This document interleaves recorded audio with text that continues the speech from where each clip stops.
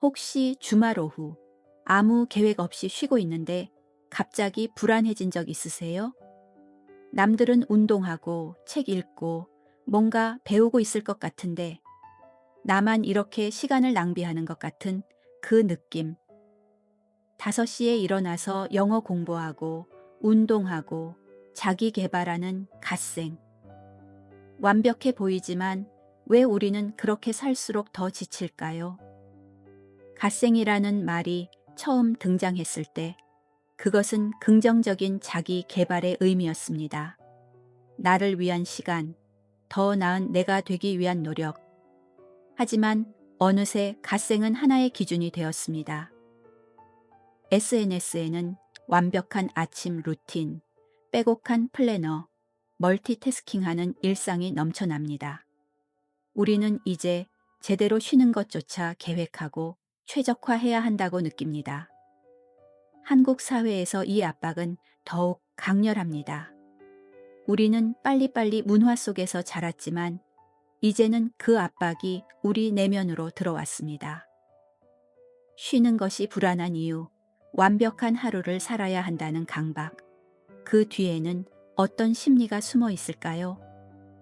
먼저 우리의 자존감이 무엇을 이뤘는가에 달려 있을 때 무슨 일이 일어나는지 살펴봐야 합니다.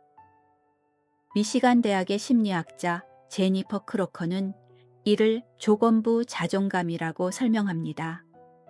그녀의 연구에 따르면 자존감이 지속적인 성취에 의존하게 되면 우리는 만성적인 불안과 정신적 고가를 경험하게 됩니다. 성취는 일시적인 만족만 줄 뿐, 우리는 곧 다시 충분하지 않다는 느낌으로 돌아갑니다. 갓생은 바로 이 구조를 강화합니다. 오늘 5시에 일어났다면 내일도 일어나야 합니다. 오늘 운동했다면 내일 쉬는 것은 나태함이 됩니다. 우리의 가치는 어제보다 더 나은 오늘을 만들어냈는가에 달려 있고 그 기준은 끝없이 올라갑니다. 나는 오늘 뭘 했지? 라는 질문이 나는 오늘 충분했을까? 라는 불안으로 바뀌는 순간 갓생은 더 이상 우리를 위한 것이 아닙니다. 그렇다면 왜 우리는 쉬는 것조차 불안하게 느낄까요? 스탠퍼드 연구자 알렉스 수정, 김팡은 현대사회의 생산성 집착이 휴식 결핍을 만든다고 지적합니다. 그의 연구는 지속적인 생산성을 강조하는 문화에서 사람들은 회복 능력을 잃게 되고 역설적으로 창의적 산출도 떨어진다는 것을 보여줍니다. 쉬지 않으면 더 많이 할 수 있다고 믿지만 실제로는 우리의 머리와 몸이 천천히 소진됩니다. 한국 사회에서 이 압박은 더욱 복잡합니다. 우리는 혼자 쉬는 것이 아니라 남들이 보는 앞에서 쉽니다. SNS에 올라오는 갓생 인증들은 보이지 않는 기준을 만듭니다. 이 정도는 해야 하는 거 아니야?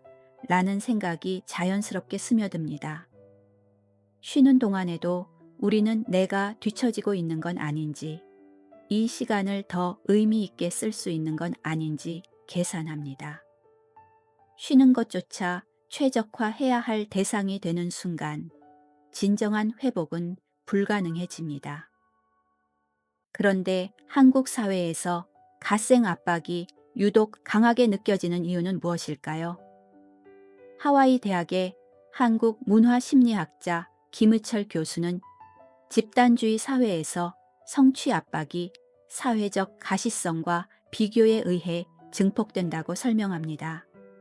한국 문화의 체면 개념은 개인의 생산성을 공적인 퍼포먼스로 변화시킵니다.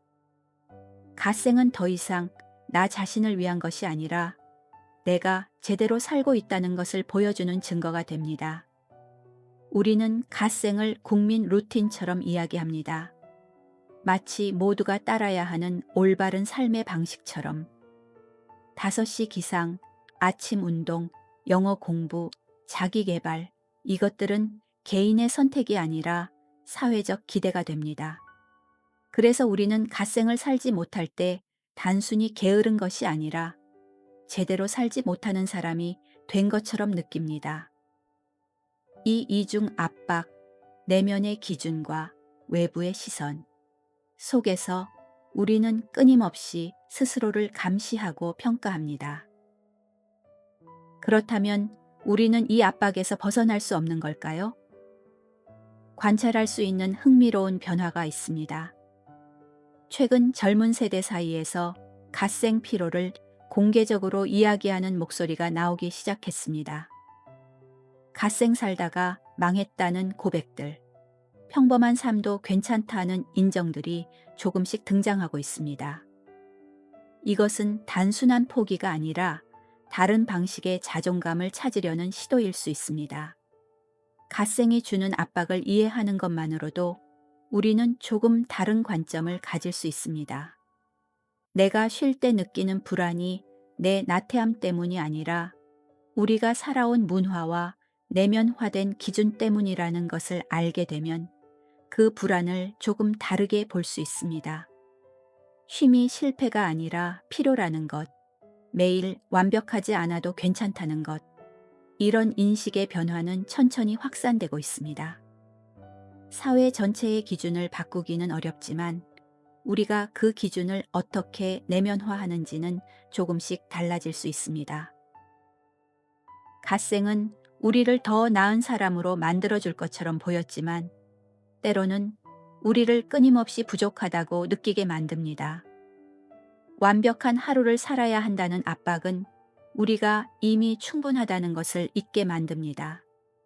우리는 무엇을 잃었는가로 가치를 증명해야 한다고 배웠지만 어쩌면 그냥 존재하는 것만으로도 우리는 이미 충분할지 모릅니다. 당신은 어떤 순간에 이렇게 살아야 한다는 압박을 느끼나요? 그리고 그 압박이 정말 당신에게서 나온 것인지 아니면 어디선가 배운 것인지 한번 생각해 보면 어떨까요? 완벽하지 않은 하루도 아무것도 하지 않은 하루도 그것 역시 당신의 삶입니다. 이 관점에서 다시 보면 어떤 것이 달라 보이나요?